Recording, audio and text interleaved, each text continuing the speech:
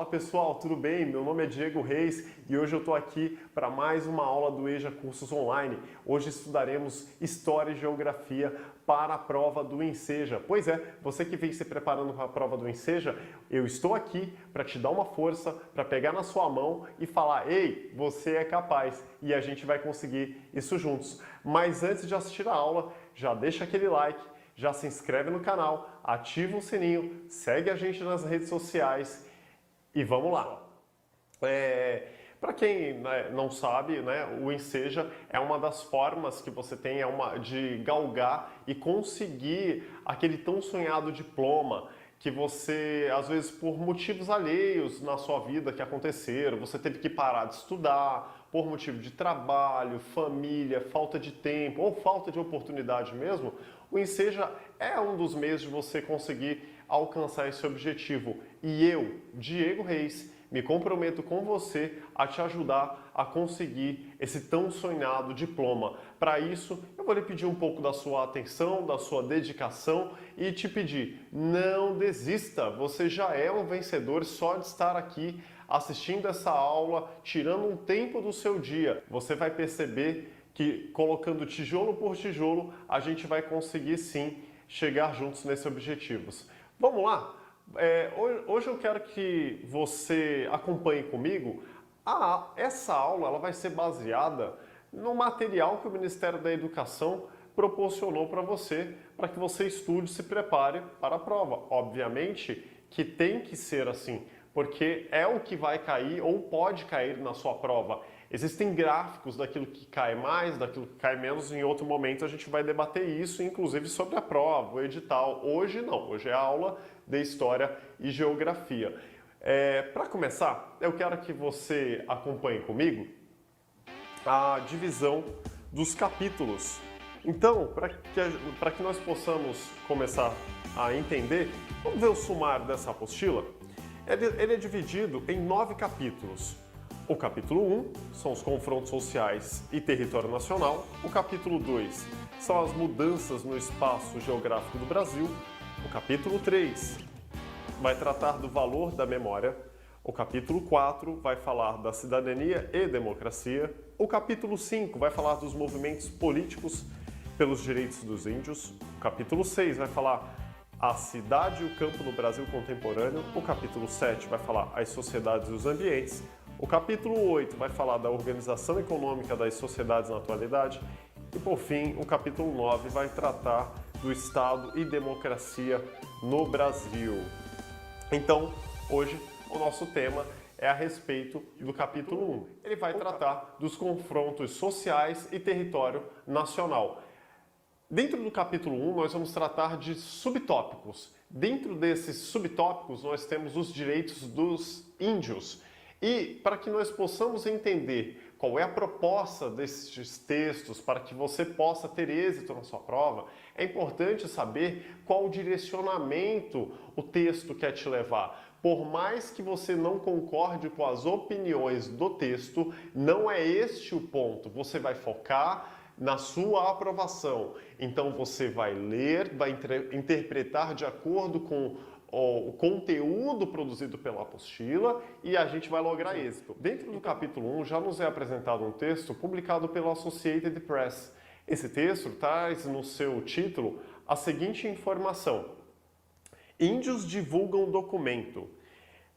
Eles declaram que o Brasil tem uma história infame e exigem a demarcação das terras.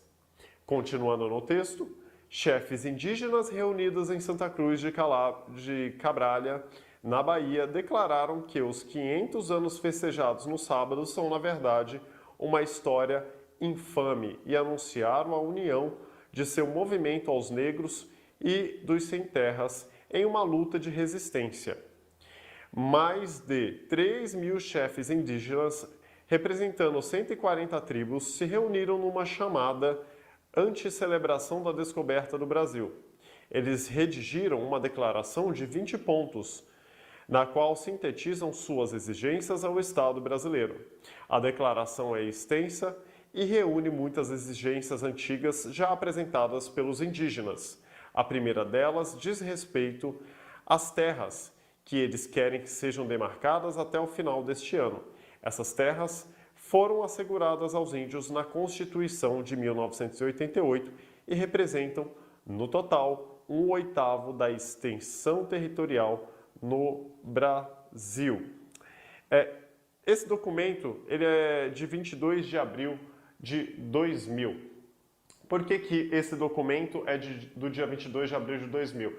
Para que nós possamos entender, você já pode dar uma analisada nesse texto e perceber que ele não vai trazer uma abordagem pacífica sobre o descobrimento do Brasil. Ele não vai falar assim, olha, Diego, o descobrimento do Brasil foi uma maravilha, só trouxe benefícios, foi muito bacana, todo mundo se deu bem, foi todo mundo amigo um do outro, um pegando na mão do outro. Não, esse texto já nos traz a ideia de que o índio, desde que ele teve contato com o branco, ele já teve, já existia um clima beligerante, um clima de guerra, de luta armada e hoje lutas políticas e ainda armada em alguns momentos, em algumas regiões do país.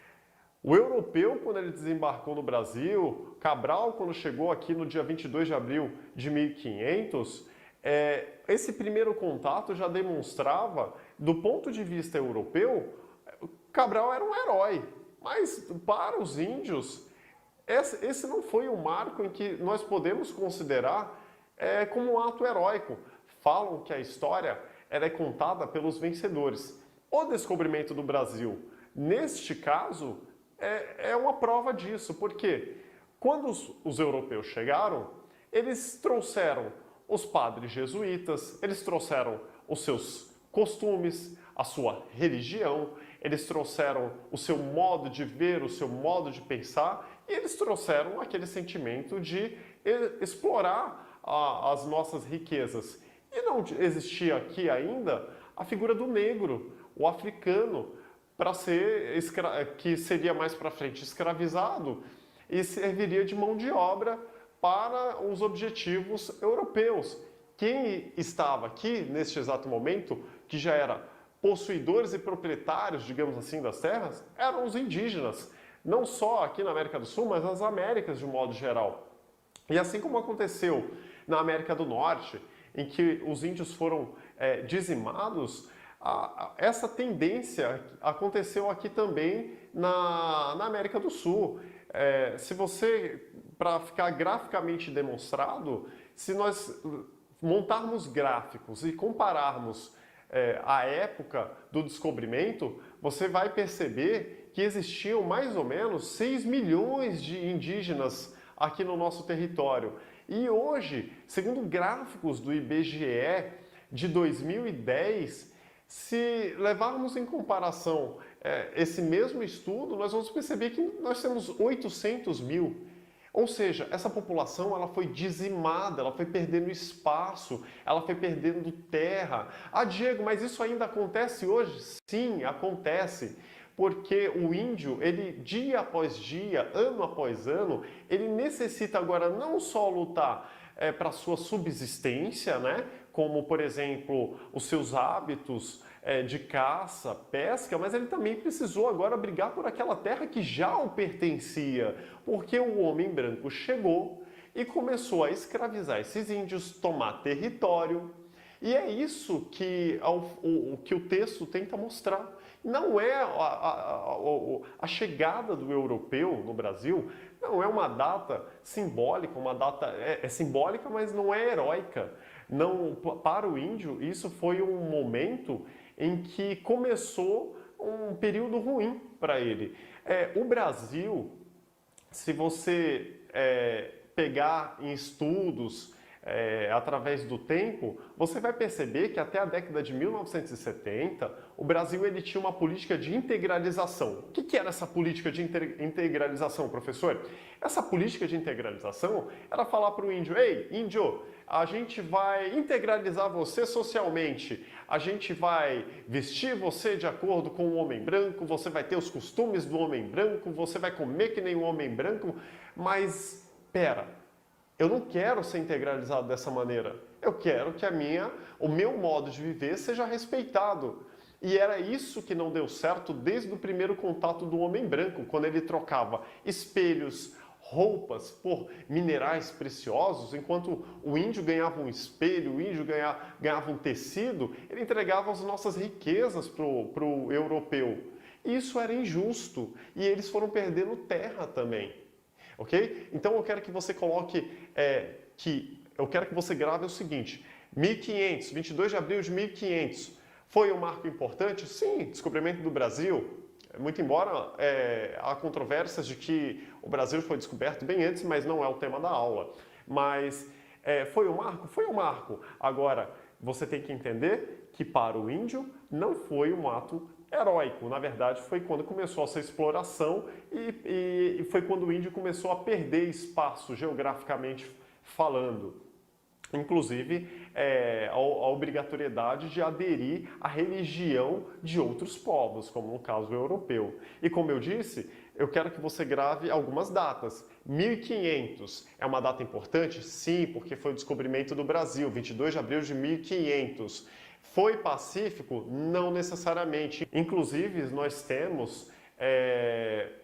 temos indícios de que essa guerra que foi travada no começo, essa tomada, essa invasão portuguesa aqui, ela trouxe, por exemplo, escravidão para o índio, ela trouxe genocídio para os povos indígenas. Esse genocídio, por exemplo, ele era também praticado através de guerra biológica. Pois é, para quem acredita que, vamos supor que você esteja vendo essa aula hoje, em 2021. A gente está passando por uma pandemia, né? Não só se fala no Covid-19. Se isso foi proposital ou não, eu não sei. Nós não temos indícios e não vamos entrar nisso. Porém, guerras biológicas não são da atualidade. Na época do descobrimento do Brasil, era muito comum que houvesse que os povos fossem dizimados através de guerra biológica, contaminar os índios propositalmente, trazer doenças que não existiam aqui no nosso território e eles não tinham resistência. Então você consegue dizimar uma população inteira. A escravidão era um método de dominação, o genocídio era um método de extermínio. Então são fatores que influenciaram para que o índio fosse perdendo espaço e fosse ficando submisso às vontades do povo europeu, do português especificamente falando. Quando chegamos em 1970, como eu lhe disse, houve essa integralização do índio, porém essa não era uma política acertada, pois ele tinha os seus hábitos de caça, pesca, o plantio, e isso não é pegar o índio, falar para ele: ei, venha aqui e venha aderir aos nossos costumes. Não. Mas nós tivemos um marco. Após 1970, especificamente no ano de 1973, surgiu a Lei 6.001 de 73. Que lei é essa, professor? Essa é a lei considerada e chamada Estatuto do Índio. Esse Estatuto do Índio já começou a trazer um pouco mais de equilíbrio para a vida em sociedade do índio. Começou a respeitar o índio como um ser humano com direitos civis e políticos. Por exemplo, vamos citar, não é uma aula de direito também, mas é uma informação que com certeza vai agregar no seu conhecimento. Trouxe, por exemplo, o parágrafo único do artigo 1º do Estatuto do Índio, trouxe o seguinte mandamento: aos índios e às comunidades indígenas se estende a proteção das leis do país, nos mesmos termos em que se aplicam aos demais brasileiros, resguardados os usos, costumes e tradições indígenas, bem como as condições peculiares reconhecidas nessa lei.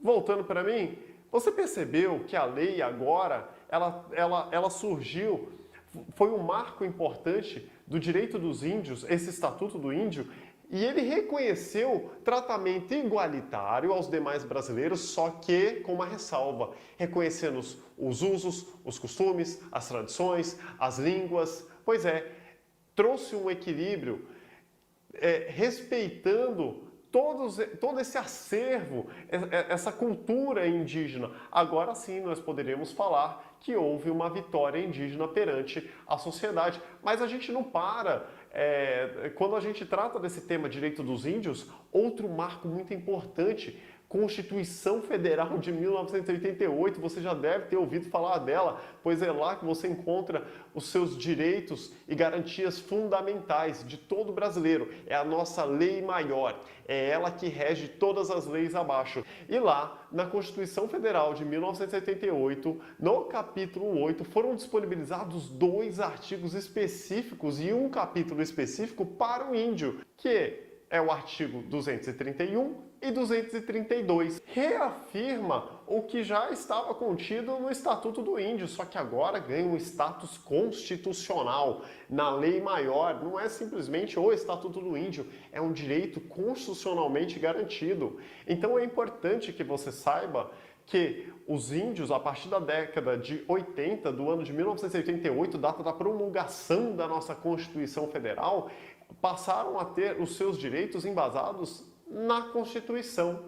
E hoje, esses índios ainda continuam em busca desses direitos. Por que, Diego?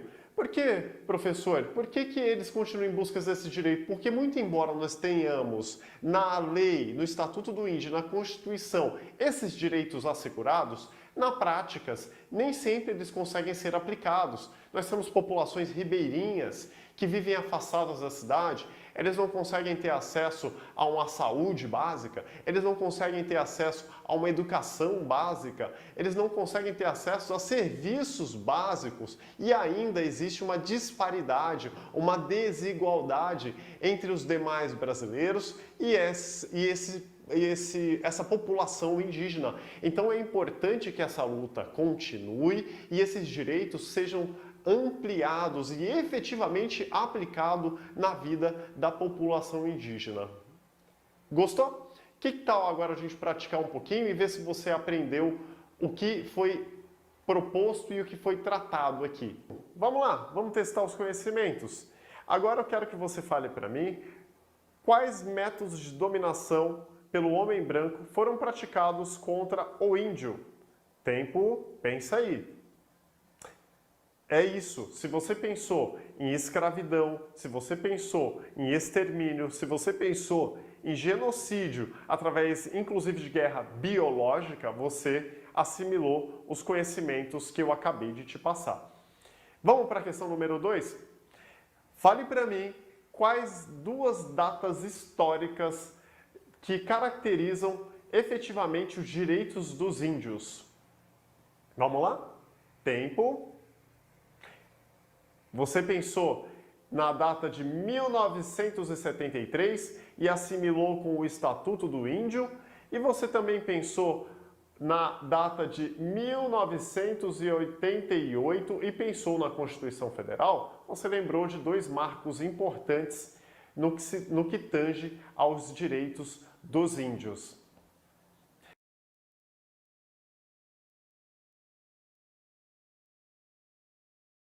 Perfeito? Eu espero que você tenha gostado, que essa aula te ajude a conseguir a sua aprovação na prova do Enseja. E também, qualquer dúvida, é só entrar em contato pelo WhatsApp, pelo Instagram, pelo Facebook ou deixa aqui nos comentários que a gente vai estar disponível para te ajudar nessa caminhada. Muito obrigado!